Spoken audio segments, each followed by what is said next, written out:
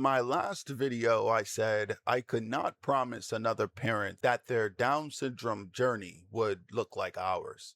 And I meant that because our children may share the same diagnosis, but they do not share the same future. Before my daughter was born, I searched Down syndrome because I was trying to discover the danger before it found me. I looked up life expectancy, heart defects, medical complications, and pictures of babies with Down syndrome. At the time, I somehow walked away believing my daughter might only live into her 40s or 50s.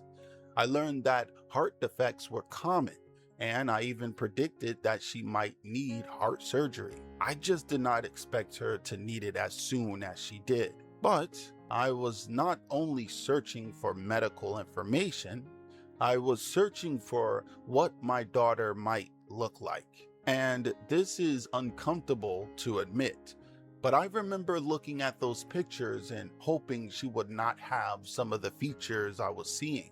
I did not know Rowe yet.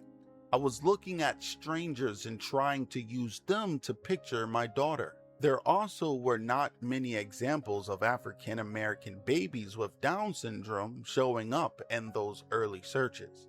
Maybe the stories existed somewhere, but Google was not leading me toward families whose lives resembled ours. I kept finding risk, complications, and negatives.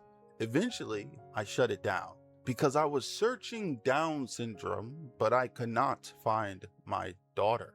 Then Rowe was born, and our attention quickly moved toward keeping her safe. She spent most of her first year in the hospital. During that time, I was not thinking about whether she was keeping up with other children. She was my first biological child, so I did not even fully understand where a baby her age was supposed to be developmentally. We were focused on helping her heal, bringing her home, and allowing her to experience being a baby. Birth to 3 eventually introduced us to developmental milestones. But even then, I do not think everyone fully explained how delayed she was. People would tell us she was behind without always helping us understand what that really meant. Having my son made the difference clearer. I could suddenly see typical development happening beside Rowe's development, and that could have pushed me into comparing them constantly. But over time, I realized comparison was not going to tell me how to help my daughter. The better question was not, why is she not doing what another child is doing? It was, what does Rowe need in order to move forward? Rowe loves books. She cannot independently read yet, but she loves being read too. If I become consumed with another child already knowing how to read, I may begin forcing Rowe toward the visible result while ignoring the foundation she already has. Right now, I can deepen her love for books. I can help her enjoy stories, recognize pictures, and become curious about words. Then hopefully that love will make her want to unlock reading for herself. The same is true with eating. Rowe is very good at finding the path of least resistance. Sometimes that looks like stubbornness, but honestly, she is often trying to work smarter instead of harder. When we want her to chew, she may try to place the food on her tongue and wait for it to dissolve. I understand why. Chewing requires more work, but the easiest path is not always the path that will help her grow. A piece of steak is not going to dissolve because she waits long enough. So we have to understand why she avoids chewing while still helping her build the muscles and skills she needs. That is what learning your child looks like. Not assuming every child with Down syndrome needs the same thing. Not turning another child's progress into a deadline. And not using another family's struggles to predict your child's future.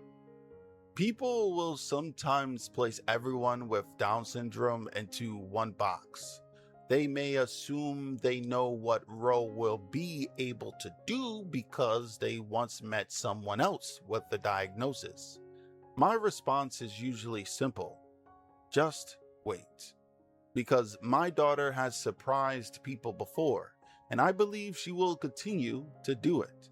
Other family stories can prepare us, they can encourage us, they can help us feel less alone, but they should never become prophecies for our children. So learn what you can from Rose's journey, but do not use her hardships to fear your child's future, and do not use her progress as a deadline your child has to meet.